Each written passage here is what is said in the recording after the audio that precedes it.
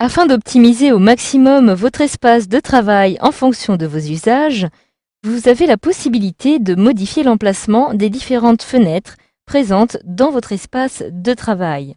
Donc Sony Vegas Pro dispose aussi d'ailleurs de certains raccourcis clavier qui vont vous être très utiles afin de gagner beaucoup plus de temps dans la réalisation de certaines actions. Alors ces raccourcis clavier, vous pourrez d'ailleurs les modifier et c'est tout cela que nous allons voir maintenant dans ce module. Donc comme vous pouvez le voir, une fois que vous avez votre logiciel Sony Vegas Pro qui est ouvert, celui-ci se compose à l'intérieur d'un certain nombre de petits volets ou de petites fenêtres réunies qui vont pouvoir être modifiées à tout moment. Donc, parmi ces fenêtres, vous allez pouvoir retrouver ici la fenêtre qui va comporter tout ce qui concerne justement votre projet avec les médias, l'explorateur, les transitions, les effets de la vidéo, etc., etc. Par la suite, vous allez retrouver ici la fenêtre de découpage, la fenêtre du Media Player ou encore votre fenêtre en bas avec la timeline. Alors toutes ces fenêtres sont reconnaissables tout simplement parce que chacune d'elles va disposer ici d'une petite croix, d'un petit triangle et de petits pointillés. Alors ces trois éléments vont en fait vous permettre de gérer justement la dimension par exemple ou l'apparence de chacune de vos fenêtres. Donc par exemple, admettons ici que en ce qui concerne la zone de découpage, la fenêtre de découpage qui apparaît ici, il s'agit en fait d'une fenêtre que je n'utilise pas vraiment et je ne souhaiterais donc pas la voir apparaître, d'autant plus que celle-ci prend un petit peu de place par la suite sur le reste de mon explorateur ou encore sur mon Media Player. Donc pour la supprimer, il me suffit tout simplement de cliquer sur la petite croix qui apparaît ici. Je clique donc une fois dessus et automatiquement, cette fenêtre a disparu, elle a donc été fermée et n'apparaît plus ici sur l'interface. Je peux à tout moment décider de la faire apparaître à nouveau. Pour cela, il me suffit de me rendre dans Affichage et je retrouve ici la fenêtre de découpage qui n'est évidemment pas cochée puisque celle-ci n'apparaît pas actuellement à l'interface. Par contre, je retrouve dans mon espace de travail l'explorateur qui est bel et bien coché, donc bel et bien présent, ou encore tous ces autres éléments qui apparaissent ici cochés. Je clique à nouveau sur découpage et automatiquement, je fais donc réapparaître cette petite fenêtre. Si maintenant vous cliquez sur le petit triangle qui se trouve juste en dessous, vous allez en fait étendre cette fenêtre de façon à ce que celle-ci soit totalement optimisée sur votre espace de travail. Donc j'ai désormais ici un petit triangle qui regarde vers la droite. Il s'agit donc d'une fenêtre qui est étendue, alors que les autres triangles, lorsqu'ils regardent vers la gauche, il s'agit d'une fenêtre qui est réduite. Pour la réduire, je clique donc à nouveau dessus, et cette fenêtre vient donc de retrouver son état initial.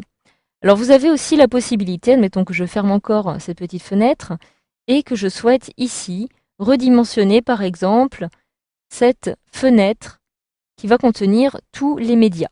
Tout simplement parce que comme vous pouvez le voir en dessous, j'ai ici une timeline qui ne comporte actuellement qu'une seule piste.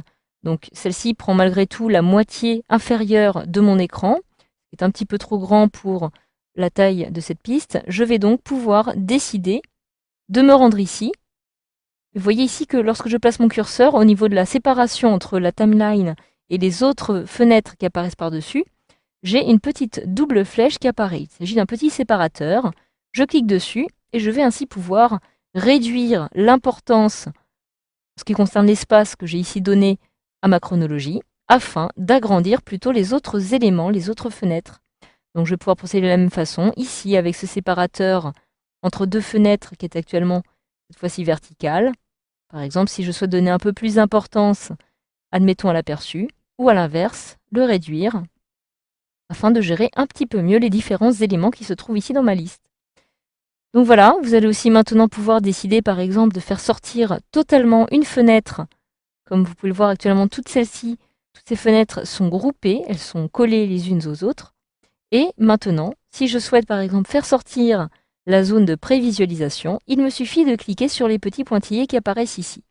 Je clique, je maintiens mon clic enfoncé, et lorsque je relâche, j'ai ici une fenêtre unique que je vais pouvoir modifier, déplacer, redimensionner à tout moment en cliquant sur la partie supérieure, pouvoir l'agrandir ou la réduire à l'aide des petites poignées de redimensionnement qui apparaissent ici.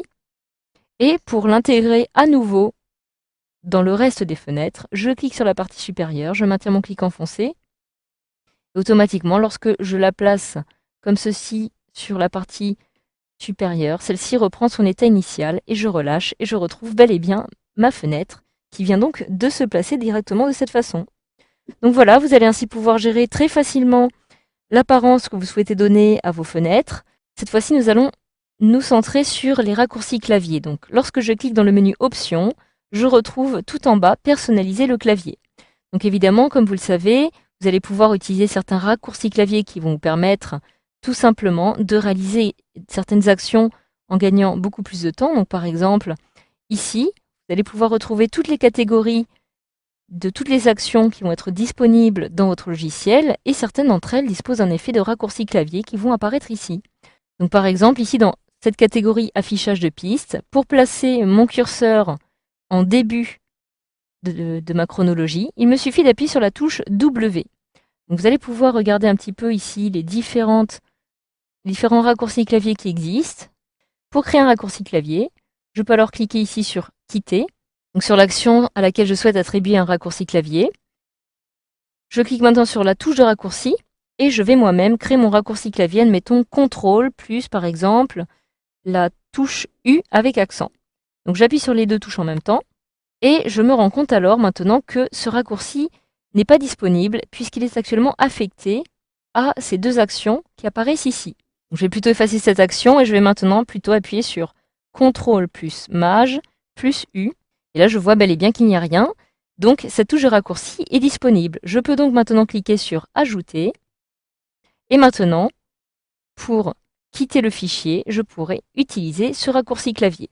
Donc vous allez ainsi pouvoir modifier tous les raccourcis clavier de votre logiciel. Alors, une fois que vous les aurez modifiés, sachez que vous allez pouvoir vous-même, par exemple, les sauvegarder afin de les retrouver à tout moment. Donc ici, comme vous pouvez le voir, je retrouve les paramètres par défaut. Pour réaliser une sauvegarde de ce type de raccourci clavier, je peux ici lui donner le nom de ma configuration, par exemple. Je clique sur OK. Maintenant, je vais pouvoir utiliser ces raccourcis clavier. À tout moment, je peux revenir sur les paramètres par défaut et vous voyez que le raccourci clavier n'apparaît pas ici.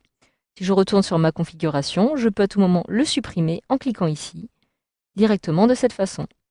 Donc voilà, je clique sur Annuler pour revenir à cette interface et vous savez maintenant, grâce à ce module de formation, comment personnaliser votre espace de travail et utiliser les raccourcis clavier de votre logiciel Sony Vegas Pro 12.